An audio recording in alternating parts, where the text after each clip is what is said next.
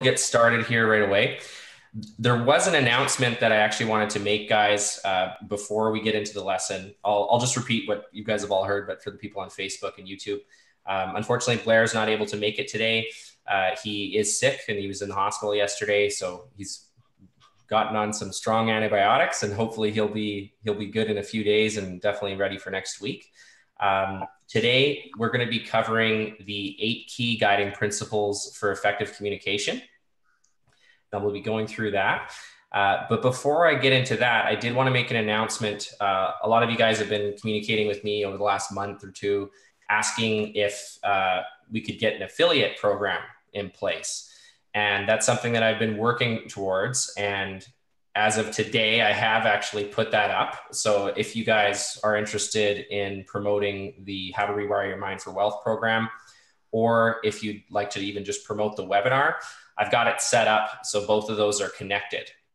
So if you're interested in checking that out, if you just go to rewiringthemind.com, we've also got a new homepage that just went up today as well. You should be able to go over there, and at the very bottom of the page, you'll find a little link that says affiliates.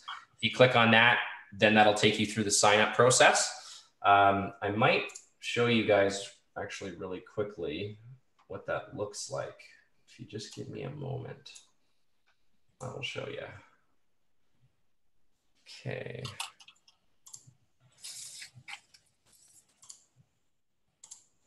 Okay, can you guys see the screen that I'm sharing? Yes. Yeah. Okay, awesome. So this is the new homepage. So if you just go to rewiringthemind.com, it'll redirect you here. We've rebuilt the homepage. If you're interested in signing up for the affiliate program, you just scroll all the way down to the bottom, and down here you'll see that it says affiliates. If you just click on that, hopefully it works. There we go. It'll go here and you can join to promote the product. We're starting out with a 30% commission on the program. So that means anybody that uses your link to purchase it, you'll get a 30% commission on the purchase. So we do also have 2 options for that. So people can either purchase for $4.97, or if they want a payment plan, there's a payment plan as well. So the homepage is actually all based around how to rewire your mind for wealth. So it all sort of brings people to that program. I'm just going to check but yeah, check this out. I've got to do a few more changes to it as well, but we're pretty happy with this draft of the homepage. Might need to make it a little bit more mobile optimized, but I've just got to do some resizing and everything there. From this page, people can also get to the webinar. There's a thing to register, or there's also a pop-up to get people to register for the webinar. So we're still sort of ironing out the kinks in it, but we can work with you guys on that. It should be pretty straightforward. And I believe, this is my understanding of how it works. Once you sign up as an affiliate, there's an area that you can log in on, and there's actually 2 different things in there. One is for the homepage with the How to Rewire Your Mind for Wealth program, and the other one is for the webinar sign up. And the way it should work is if you promote the webinar, like to get people to sign up on the webinar, if that person then ends up purchasing later, you should get credited for that unless they've gone through someone else's affiliate link after that. So hopefully that makes sense. I'll be working on that, making sure it works as it's supposed to, and I'll let you know if there's anything that I was wrong about, but that's how it is right now. Hope you guys like it. I know a lot of you were asking if you could become affiliates, and I've got the first version of that up right now. Do you guys have any questions? No, looks good. I like that. Get clear, get confident, get competent. That was. Yeah, well, that's awesome. I'm glad to hear that you guys, so far, that's the first bit of good feedback, and we're open to feedback too if there's something you guys like or you don't like or you hate. We will have other things that will be coming up. Like that's just sort of like a homepage / sales page for the How to Rewire Your Mind for Wealth program.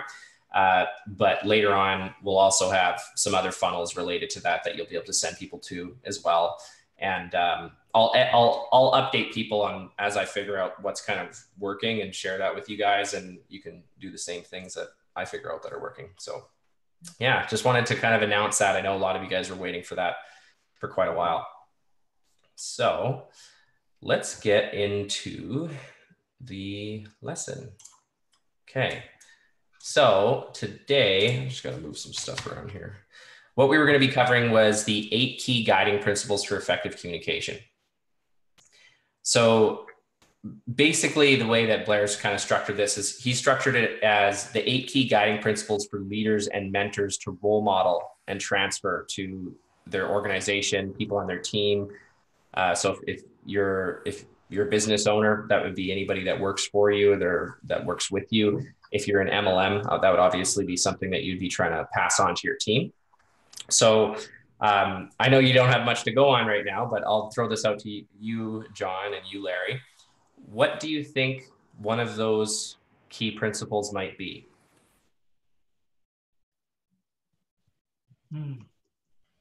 Any guess? Simplicity. That's a good one. Simplicity. Okay.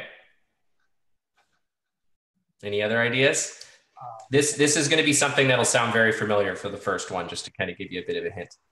Transparency. Transparency. Yeah, transparency is good. Not quite what I'm looking for. Sorry, Larry, I think I talked over you. Go ahead. Oh, so what are some of the basics, guys? Like things that Blair talks about all the time, some of the basics that you would be going for and just getting more effective with your communication with people? Rapport. Rapport. Yeah, that is a good basic. I won't say that's wrong by any means. So I know I'm just trying to get the conversation going, but it's hard to just guess right out of the gate. But I'll give it to you guys then, and maybe I'll ask some follow-up questions after that. So the first one is actually ask questions. Oh, okay. So yeah, I could tell by the got that one. I'm getting from you guys that it's kind of like, oh, duh. And especially if you've been around Blair for any length of time, it's definitely one of the things that he'll hammer into you. So, and if you guys are in the chat, you can also answer in there as I'm asking questions, just to make it a little bit more engaging. So I'm going to read this bit, and then actually no. Before I go into that, so what do you guys understand about questioning, John? What do you understand about questioning people? Well, from the ask versus tell, it's a more effective way of communicating. It's a way of drawing someone out, of finding out where they are. It's an effective leadership tool. Rather than telling somebody what to think or what to do, asking them how they would solve a problem, it encourages more critical thinking, it encourages more buy-in, more engagement. Mm-hmm. Absolutely. Okay. Yeah, that's a great answer. Really solid there.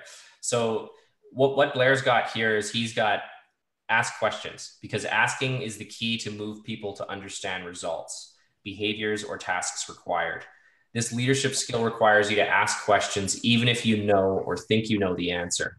This guiding principle of questioning builds understanding and motivation within the individual or team. Now, the second part of this is don't use why. And if any of you guys have been around here for any length of time, you'll definitely be familiar with that. Why questions increase the likelihood of defensive responses that generate reasons, excuses, rationalizations, or justifications. Those are the big four. All responses to why are past-based answers. Why-based questions focus on the past. Since the past cannot be changed, asking why is less effective than asking what and how questions, which allow people to stay in the present where the change happens. So what do you guys think would happen if you asked what and how based questions instead of why? Well, then they've got to come up with a solution, or they've got to at least explore a future potential. Mm-hmm. And what do you think by what makes them do that when you ask them what and how versus why? How come they might go in that sort of thinking direction? Well, as an example, if you ask them, how would you do that? Then they've got to actually think through the process of how would I do that? Rather than dwelling on the past and where they got stuck, now they start thinking through the steps on actually getting out of being stuck. Mm-hmm. Now you're helping them get resourceful. You're not priming them to give you excuses or rationalizations or anything like that. So that it's really a buy-in process for them, because once they start understanding the how or the what, then they've got to kind of buy into this process that they're going through. Mm-hmm. Absolutely. It does create buy-in as well. That's correct. So the next piece of this, we're still on ask questions. So telling lowers motivation. So unfortunately, we often tell others either directly or indirectly what to do or how to do it. Telling does not engage others in gaining a meaningful understanding of the results, processes, or tasks required. How do you guys think it affects people if you constantly tell them things instead of asking questions? John, you want to hit this one? Yeah, it's your turn, John. Well, it sets a greater than, lesser than dynamic very easily. You've got, the person who's doing the telling becomes the dominant person in that relationship, and depending on the actual dynamic, it may reinforce a distance that a leader really doesn't want. Yeah, that's a good point. So it can kind of make it off balanced. Anything else? John, that's exactly right. I mean, my past is in the military and the Air Force, and of course, in the military, there's a lot of telling. But when I became a commander, I began to realize that if I really wanted to understand what the problem was in the organization, I had to start asking and listening. Because if I just told them, they went out and did whatever I told them to do. It may not be right. But you told me, and I did it. It's all on you then, right? Okay, so you guys hit the nail on the head there. So it doesn't engage others in gaining a meaningful understanding of anything. They're just going to go do it if they listen to you. So the last part of this is fill in. So you can fill in if people don't know the information being sought, then and only then is it appropriate to fill in with new information.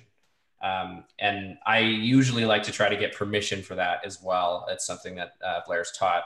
Do you mind if I fill you in? You're starting with a question, but you're also getting permission. You're getting alignment, and it shows that you're actually listening and you care about that person, because you care if they are okay with you telling them. You're not just, I was going to say, barfing it all over them and just telling, right? Okay. Let's see. We got shuts down the engagement and motivation. Yes, definitely. My thing's a little shrunk here, so all I can see is that's from, Ron. Yeah, great, Ron. And then Tammy said it also teaches them not to think for themselves. Yeah, absolutely. So they can become reliant on you.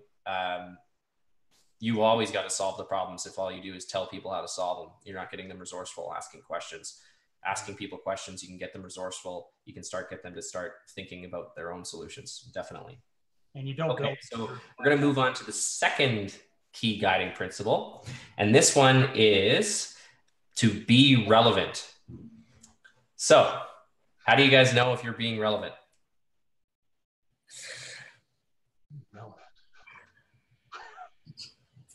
My teenager tells me. Connie said, has Connie got an answer back there? Dive in, Connie.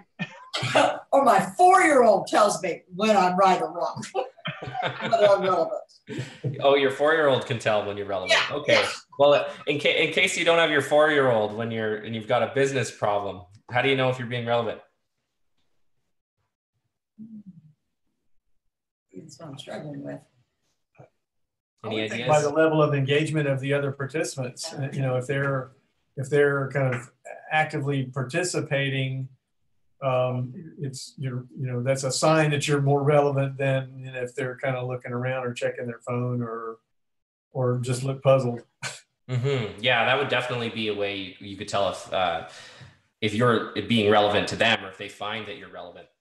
That's good. Okay, so what we've got here, this is the first part's the instructions. So ask yourself if this issue really matters. Okay, that's sort of like the first step to determining if what you're doing is relevant and you're being relevant.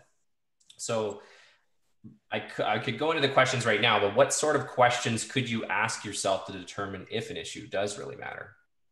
What sort of a criteria could you come up with?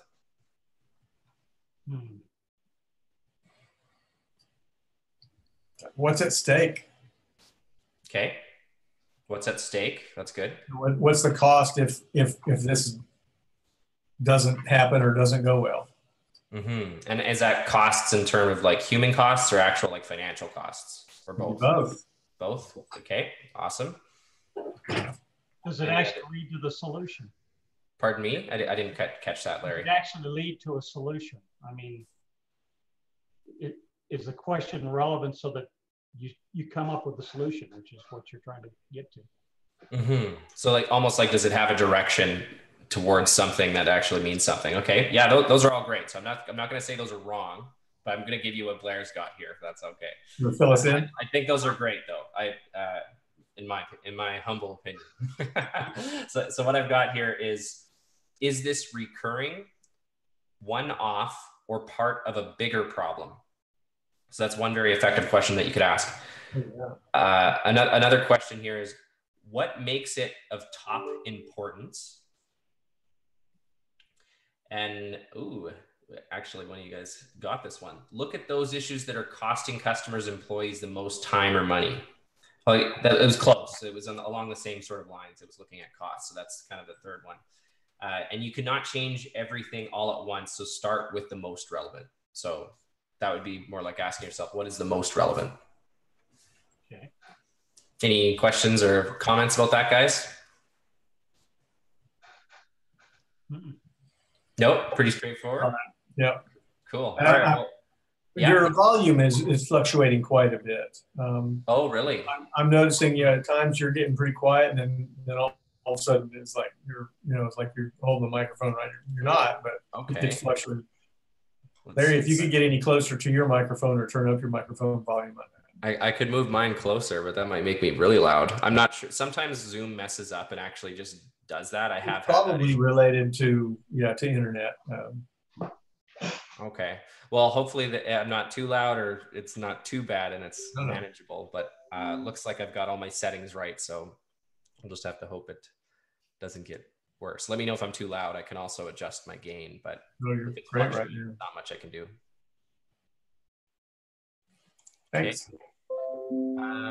So the next thing, this one will be familiar. So what do you guys think is more effective, being general or being specific? Being specific. Okay. And how do you know that's more effective than being general? Being specific drives to a specific point. Being general, just, you can go anywhere with it.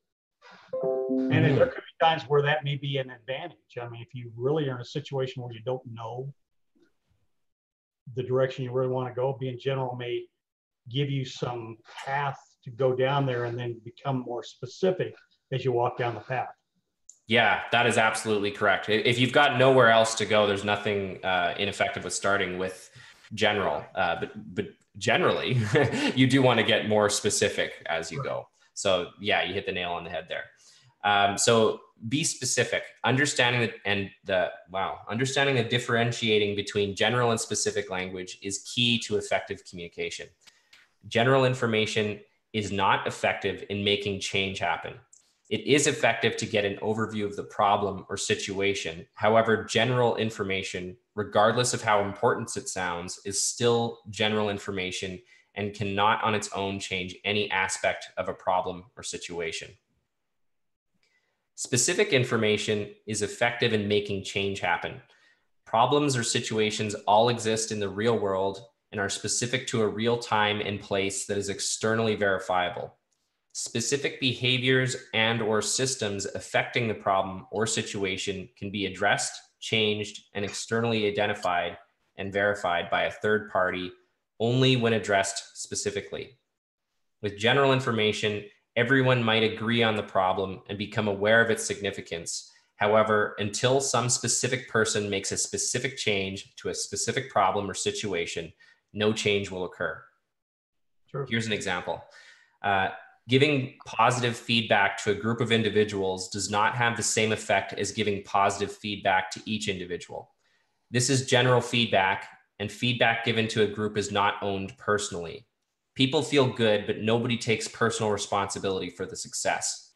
Getting positive feedback individually and describing a specific set of actions, processes, or behaviors that created a positive outcome consistently reinforcing gets the best desired results. And then he's got a note here. Awareness or identification of a problem is often said to be the first step in making change happen. That is true. However, it is not the last step. So that piece kind of connects to what you were saying there, Larry, how if you got nowhere to go, there's like, sometimes you can start with general, you're becoming aware, but that's definitely not the last step of the process there. Do you guys have any examples in your mind where you've seen where general feedback or general information was ineffective compared to specific? For me, I'm not sure I'd say ineffective, but I was in a situation where it was like 100 employees, and after an event or some success, the director might say, call everybody together and say, great job, everybody, and that felt good. But when you had a one-on-one with, your supervisor, and and that person gave me specific feedback of something I'd done well, the difference was night and day. So you found it a lot more meaningful. Absolutely. I imagine. Absolutely. Mm-hmm. And do you guys think that? Well, I was going to ask if you guys think, but I think that it's a lot of people have the tendency to give very general feedback in particular. Like, great job, you're doing a good job. It's not really getting into the nitty gritty details, which could be more meaningful to someone. So that is the example that was sort of given here. But obviously, it's not the only thing that matters when it comes to general versus specific. But that is the point of this principle, that it's be specific whenever you can, because it's in most situations, it's going to be more effective. Do you guys have any suggestions on how you've learned to become more specific? I can give you an example. Sure. When I was at Eglin, as a commander at Eglin, we had air traffic controllers, and one of my flight commanders came in one time and talked about how bad the morale was. In fact, he was actually concerned that somebody could actually die in an air traffic accident because of the morale. Pretty general. Mm-hmm. So, through a series of very specific questions to him, I found out the fact that there was a real manning problem. It was actually an Air Force-wide manning problem. Nobody had ever identified it. And on top of that, as we started exploring the problem, and I started asking the questions on what can you do about it? What's the approach we can take? He began to bring out some regulations that nobody had ever executed. And part of those regulations were giving airspace back to the FAA, which was unheard of, absolutely unheard of. And so through a period of several months, we got so specific as to get what the specific manning was and what the specific trigger point was for us to actually give the airspace back to the FAA. And then we coordinated that through headquarters and coordinated that across multiple organizations within this whole center that we're involved in. Mm-hmm. And they came and we hit that number, we executed. And then what happens, we found out the Air Force executed across the world. There was a manning problem nobody identified. So that's kind of an example from general, hey, I got a big crisis, to, okay, so what do we do about it? And narrowing it down to a specific solution. And wow, that's a fantastic example. Better than anything I could have thrown out here. So what do you think would happen if they never went? What do you think would happen if you didn't go specific with that and just stayed general? I think that at some point in time, somebody would have died in an air accident. Somebody would have literally died. Wow. There's something to sell it. Hey, be specific. You might save lives in certain scenarios. Probably save some lives by doing that. Mm-hmm. And we also forced the Air Force to address a manning issue that headquarters had been ignoring for years. And when it got exposed, they had to ramp up training. They had to actually put money into it, and they had to bring troops on board, of which I ended up inheriting a bunch of those amateurs. Mm-hmm. A whole different problem. Yeah, that must have been fun. Awesome. Oh, thank you, Larry. That was a great example. Okay, let's see. What do we got next? Okay, so number 4 is we've got, let's see if I had a question. Nope. I'm going to give some info first. Okay, so address root cause. Right. So what you were just talking about there is a fantastic example of also addressing root cause. It leads just into this perfectly. So it almost sounds redundant to ask, but maybe I'll throw this one back on John. So how do you get to the root cause, John?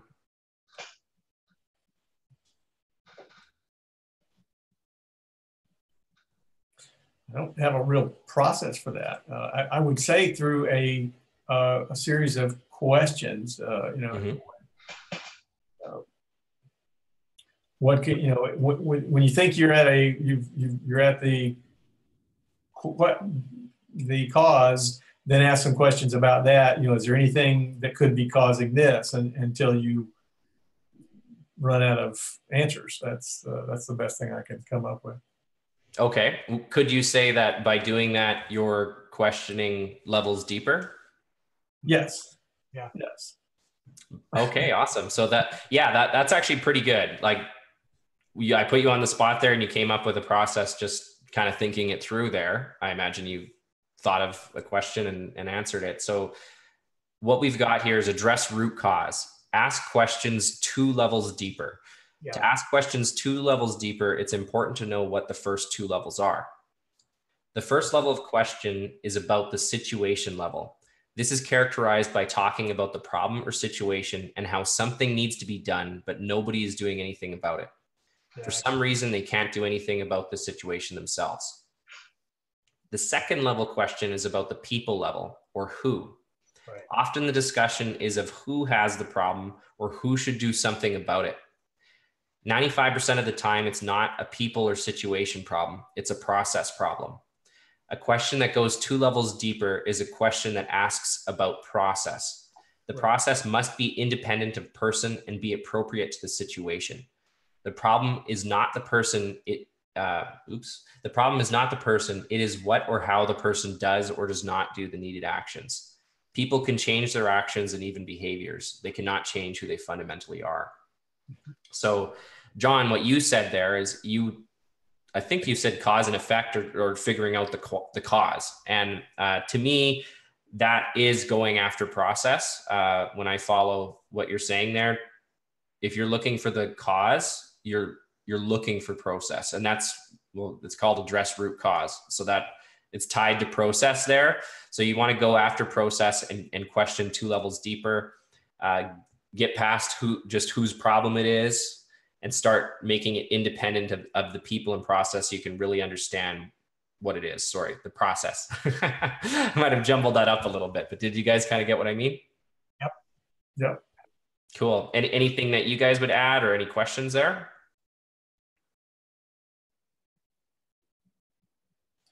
Nope.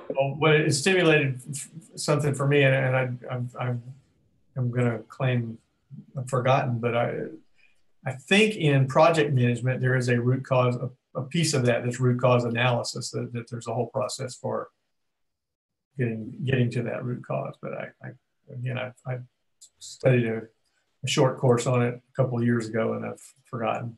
Mm-hmm. It very well could be, because this would be very effective for project management. So if that's in there, that would make sense to me. I'm not specifically familiar with that, but what was that, Larry? I could take it to process even a little bit deeper in the same situation on the air traffic control. Sure.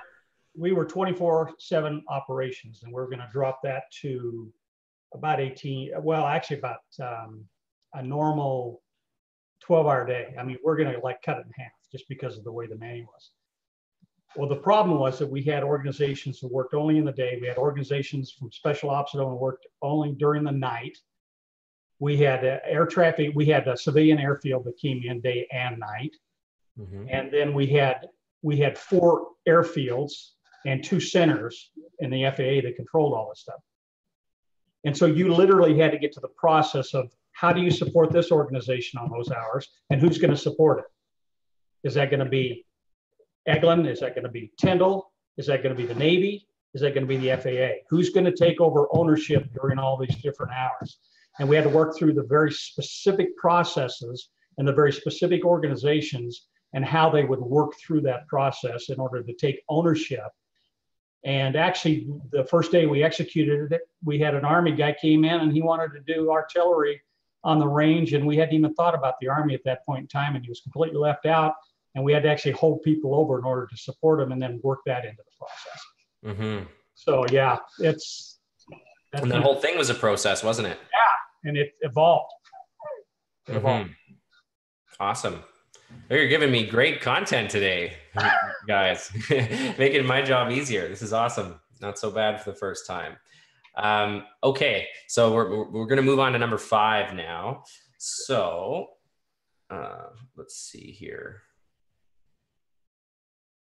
Okay, so number 5 is focus on what and how, not why. We did touch on this a little bit before, but it's so important that it's a whole nother step.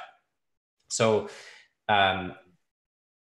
before I actually read what Blair's got here, what makes those questions more effective than, let's say, asking, like if you've got a problem, for example, let's say you run into a problem and you've got the choice of asking someone, what might you do differently versus saying, why did you do that? What do you guys think makes that first question more effective?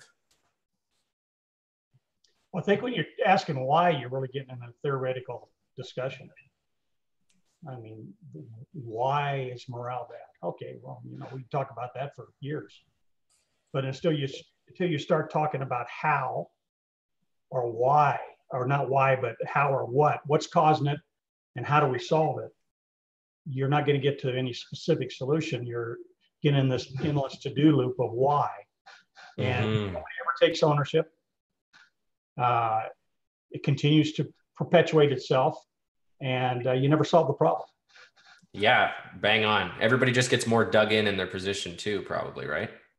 To cue the point. Mm-hmm. Okay, so that was very effective. So what we've got here is you don't want to get caught up in a finger pointing or blaming exercise. Exactly. Yeah. After all, the majority of the time, why leads to people becoming defensive and creating reasons, excuses, justifications, and rationalizations from the past, which leads to finger pointing or blaming. Exactly what you don't want to happen. Asking what brings focus on the facts and develop lists of one or more things or events that can be changed now. Right. So the example which I gave earlier is what might we do differently here?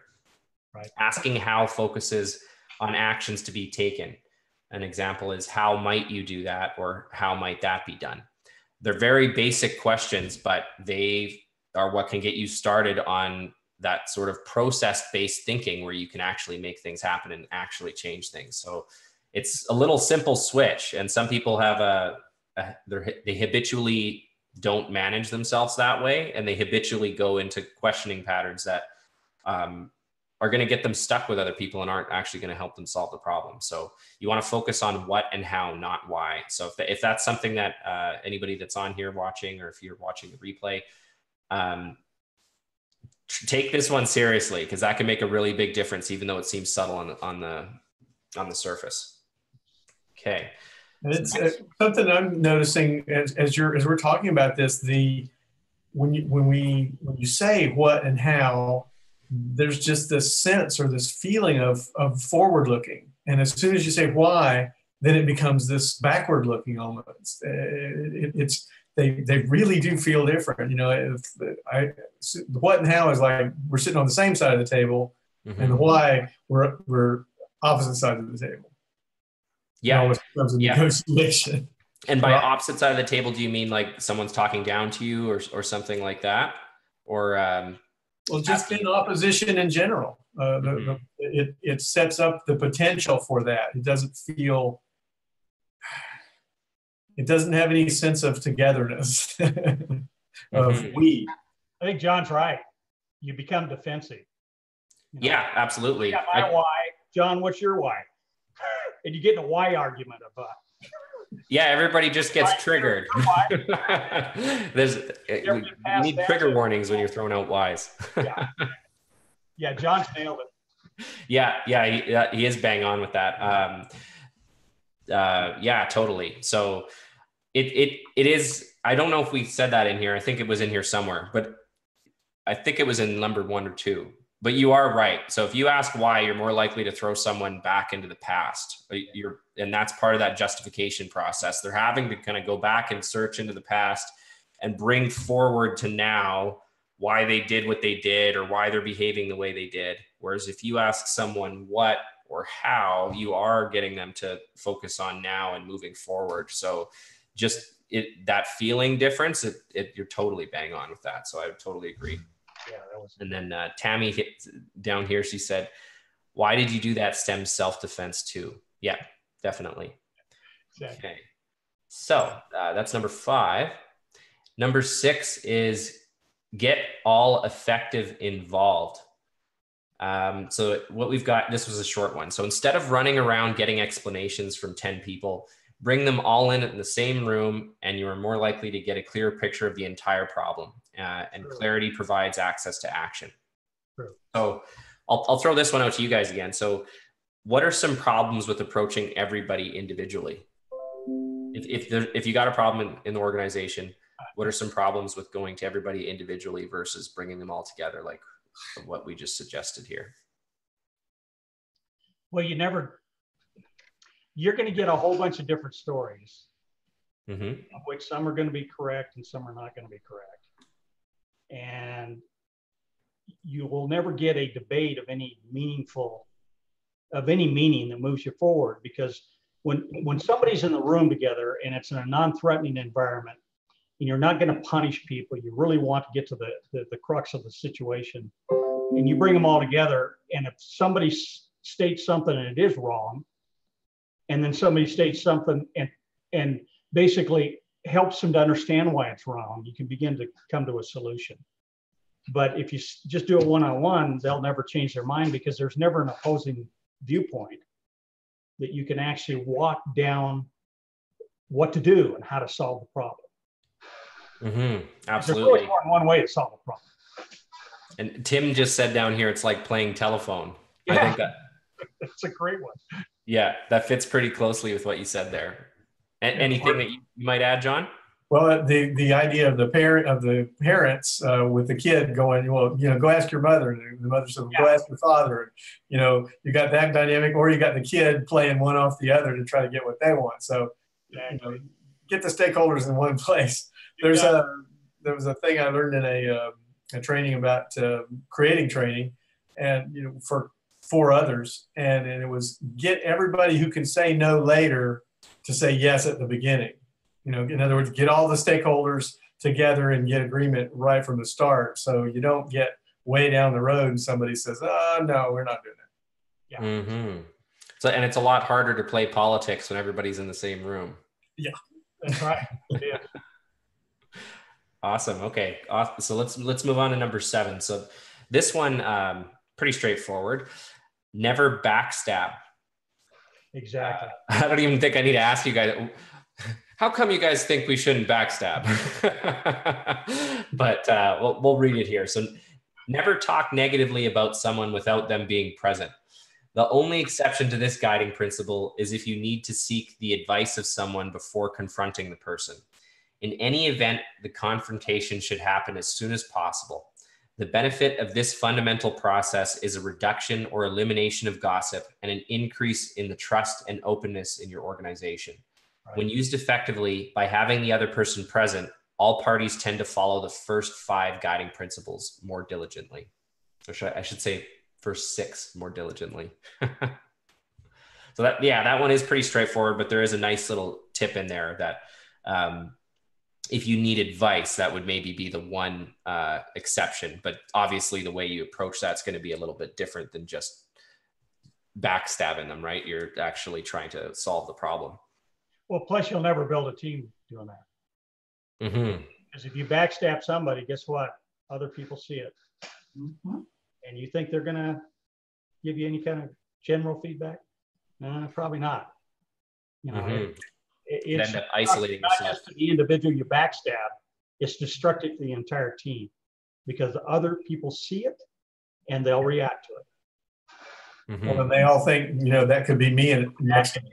Right. Exactly right. Yep. I might be next. Better look out for that guy. What was that? And having lived it, you could be next in organizations. Yeah, absolutely. Okay, so number 8, we're getting close to the end here. So number 8 is what Blair calls attaboy, or planned spontaneous recognition, or PSR for short. This process of providing positive, specific, notice how we're saying specific again, providing positive, specific surprise feedback delivers an extremely effective way to build long-term effective behaviors. Yeah. This is done by looking for and finding specific improvements in behaviors, actions, or processes that have not been taught but are being used by people on their own without recommendation or prompting from someone else. This process must be done with genuine care and concern for the recipient and appropriate to time and place. It is important to remember that providing attaboys in front of others, as well as in private, is very effective. Just giving positive feedback in private does not have the full spin-off benefit as giving public recognition personally delivered in an open yet personal, heartfelt manner would. Yeah. Any thoughts on that, guys? Oh yeah, yeah, that's extremely effective. We had a young airman that basically had won an Air Force level award, but he didn't know about it yet. And he was down in an organization, and I showed up in the organization with the award, knowing full well he was going to be there with his supervisor, NCOIC, and with our first shirt, which essentially is the squadron. He's the kind of the squadron morale officer, and he works within the troops. And we gave the presentation to this individual right up front, in front of everyone. I mean, in front of everyone. And at the end of that process, the next day, I got all kinds of feedback coming in. Oh my God, this was great. No, and they could see themselves receiving that kind of stuff. And we ended up doing that kind of on a regular basis. Just show up someplace on a surprise, and morale really, really picks up. You get productivity that picks up, get people more receptive. They want to be part of the team, and they want to get recognized. So they do a better job. Yeah, absolutely. Does it seem like they take more meaning in their work after that? Yeah, they really do. They do take more meaning in their work. Mm-hmm. Cool. Is it, Larry, do you think it's partly because of the surprise factor, versus having a pre-scheduled, okay, we have an award ceremony and everybody be there at 3:00 or whatever, that you did this, just spontaneously? Yeah, I think surprise does have a lot to do with it. I used to call it leadership by walkabout. You'd walk around the organization, you would get the tune of the organization, you'd listen to, I don't care how, you'd listen to everybody in the organization, and then you could find those opportunities where you could jump in and do something like that from a surprise aspect. And I mean, even in a retirement, we had a retirement of a guy that really wasn't, the light didn't go on fully, the elevator didn't go to the top. The guy had been through the service and he had barely made rank, but he contributed his whole life. And during the process of actually his retirement, I dug into his records very, very deeply. I spent like a whole weekend, and I found this one little element where this guy actually saved a person's life in Germany on his time off. And in a surprise element, I brought that up in front of the entire organization, and his mom broke down in tears. She never even knew that he had done that. And of course, the organization responded to that too. They just love that kind of stuff. It's like, oh my God, I didn't know that about him. Didn't know that he actually did this, because they always thought he was kind of the slug that, got by. Mm-hmm. No, he was special in his own way. And it feels good to do it too, doesn't it? Yeah, it does. I can see you lighting up just talking about it and remembering it. It builds teams. Mm-hmm. Builds teams. Awesome. Well, thank you so much, guys, for coming on and being my guinea pigs without Blair here. I think we did okay. I liked it. I had fun. So we'll find out. We'll find out afterwards how what everybody else thought. But and for the few of you that have watched us live, thanks for joining us. Obviously, I'm not a profiler like Blair, so I will not be doing any profiling sessions. But yeah, I think we'll wrap it up here pretty quick. If you guys had any questions or feedback, just send us an email or shoot us a text. Tim said you did a great job. Thanks Thanks, Tammy and Tim. Thank you both. Yeah, Blair will great. probably watch the replay in a day or two. John, you're awesome. Thank you. Yeah, you guys made my job a lot easier. I was afraid nobody was going to put their hand up. I figured you're on the spot, so I'd put my hand up, even if I made a complete fool of myself, and I'll be there to support you. Awesome. Well, I really appreciate it. So I'll just give you one more reminder, guys, that I mentioned at the beginning. We do have a new homepage, rewiringthemind.com. It's a lot nicer than the other one, more organized, but if you hate it, give us more feedback. We love it. It leads people into the Rewiring the Mind program. If you haven't already bought it, it is $4.97, and we do have a 30-day money-back guarantee on that. So if you have any doubts whatsoever, just try it out. And if you don't totally love the course, we'll give you your money back. Just make sure you let us know within 30 days. And you can sign up to be an affiliate at the bottom of that page. If you have any issues with that, let me know. Email me or contact me somehow, and we'll get it figured out. We just rolled this out today, so there could be some issues with that. But moving forward, you should be able to promote this free webinar. And then if someone that you promoted that way with that link ends up purchasing later, you should get credit for it. So that it's done through ClickFunnels. They have something called sticky cookies. So it should keep tracking it. And that way you can actually, without sending people directly there to try to buy right away, if you just want to give them free value, help them get on this webinar and get value like you guys have hopefully been getting over the last, I think this is number 20 now that we've done. Then they can come in that way. And as long as they don't click on someone else's affiliate link in the meantime, then you should still get credit for it if they purchase. So I know a lot of you guys are waiting for that. So we've got that put out. So that's rewiringthemind.com. Check it out. And we'll see you guys next week.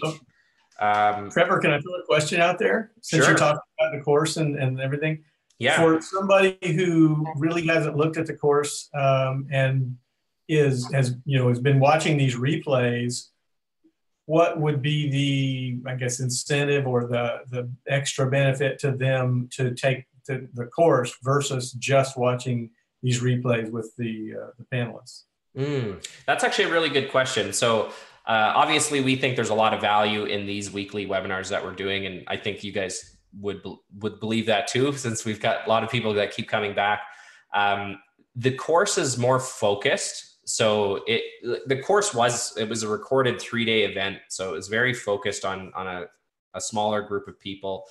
And you can just binge it. So like, yes, we've got a lot of these that we've done each week, and they're all great, but it's not quite the same as what you'll be able to get when Blair's in the room with someone. So the whole course was recorded with him in the room with a group of people, and he's working with people on stage, much like he does on this, but you can just capture a little bit more that way than what you would get in a webinar.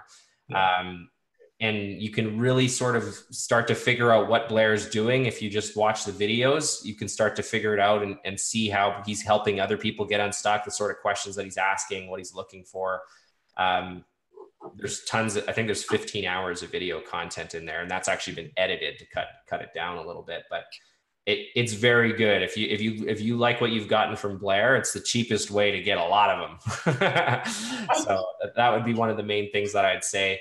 Plus there is the workbook. So there's a 200-page workbook in there that's got, I think, 66 of the mind models. So we've had 20 of these. So the most we could have of these weekly free ones. So the most we could have covered was 20 mind models so far over 20 weeks. Whereas if you get the course, you've got 60 plus mind models that you can get as soon as you get in the course. You can go through them as quickly as you'd like. And the workbook, it gives you, there's lots of, I guess, exercises that you could go through to practice the mind models and help yourself ingrain them a lot quicker. So we definitely recommend people come into this each week, especially if they've purchased the program, so they've got something to connect it to. It's a great way for people that aren't quite ready to purchase yet. They can come and learn a little bit about it coming on the weekly webinar, but you're going to get a lot quicker by getting the Rewiring the Mind product. Can I say something too? Sure. Because I've been doing the workbook. Yep. And I put it in different color ink on my questions or my answers to the exercises, so that I come back like a month later and go, what changes have occurred Oh. That makes the flip, you know, that I went into the mind model even deeper.